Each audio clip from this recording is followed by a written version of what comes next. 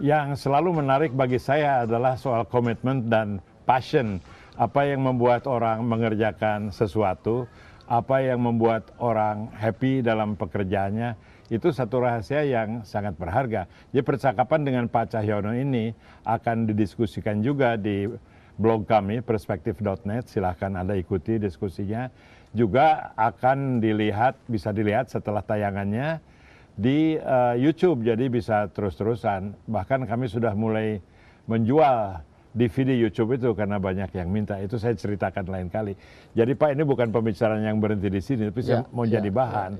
How does a man like you become from A jadi B gitu ya. Terus juga kadang-kadang kalau kita bekerja menghadapi tantangan, how can happiness be so wrong ya, kadang-kadang saya lagi senang-senang ngerjain sesuatu dianggap salah gitu.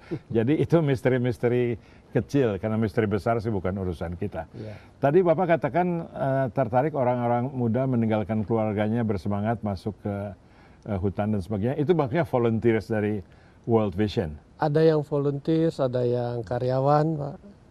Oh, jadi ada yang memberikan waktunya secara full time. Full time. Full time ya, full time mereka. Wah, itu bagus. Dan belum lagi kalau mereka mendapat ancaman atau dapat mengapa dapat ancaman? Ya, how can happiness be so wrong? Ya, apa misalkan yang salah? Mereka di daerah kemudian terjadi bencana alam kan jadi ancaman juga, Pak. Oh, oke. Atau ada kerusuhan dan semacam gitu. Kadang-kadang kita juga mesti memikirkan keselamatan mereka juga. Kerjasama dengan alat keamanan juga? Iya, kadangkala kita mencari berbagai macam kemungkinan aja. Pernah kehilangan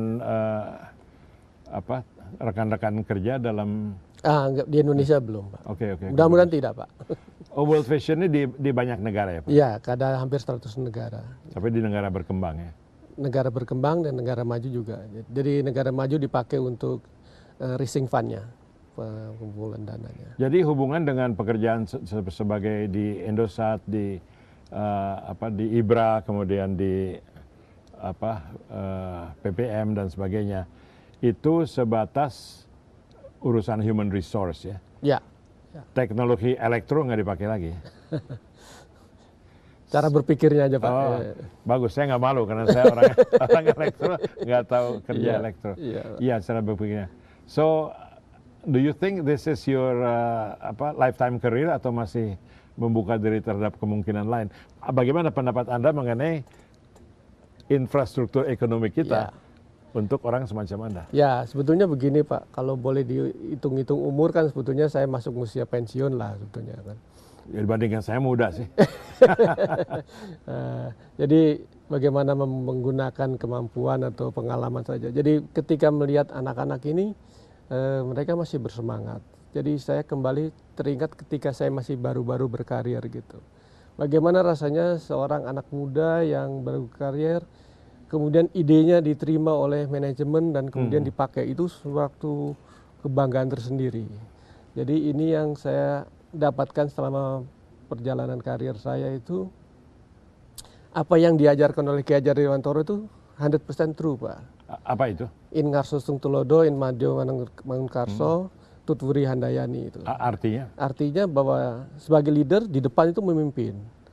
Tapi leader juga di tengah masyarakat, di tengah kelompoknya memberikan semangat. Dan sebagai orang tua di belakang menuntun, mengikuti dari belakang. Sebab dalam pengalaman hidup kita nggak pernah bisa jadi pemimpin terus, Pak. Walaupun Bapak sebagai pemimpin, tapi pada satu saat mungkin perilakunya bukan sebagai pemimpin. Jadi saya sering pakai ini, saya berikan pengalaman kepada teman-teman itu adalah at one time you are a leader, another time you are peer, another time you are just follower.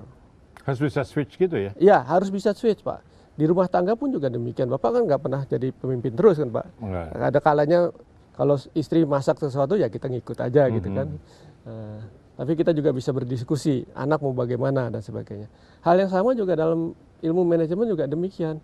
Kita pada suatu saat kita harus memberikan arah kepada anak buah, kemana kita harus jalan dan sebagainya. Pada suatu saat kita ajak mereka untuk berdiskusi juga. Kalau ada ide begini, menurut Anda bagaimana? Anda punya masukan apa dan sebagainya. Dan ini membuat mereka mulai diwongki atau dimanusiakan, ya. Oh iya. Diajak bicara dan itu memberikan suatu harapan tertentu. Pada satu saat yang lain, ketika seorang anak buah itu mempunyai ide yang cemerlang, kita mengikut, Pak. Anda yakin idenya bagus? Yakin, Pak, ini bisa jalan? Bisa, silahkan jalan. Kita mengikut. Tapi di sini dalam ilmu manajemen kita nggak pernah mendelegasikan responsibility. Oh, apapun perannya, Apapun, responsibility ya, tetap tetap. ada. Kami ya walaupun mereka yang menjalankan, kita tetap pegang responsibility-nya. Nah, ini yang saya coba tularkan kepada anak-anak yang muda ini, Pak. Itu tepat sekali, Pak. Soalnya saya juga melihat kalau orang itu diberi tugas dan diharapkan mengambil risiko dengan kreatif, Ya.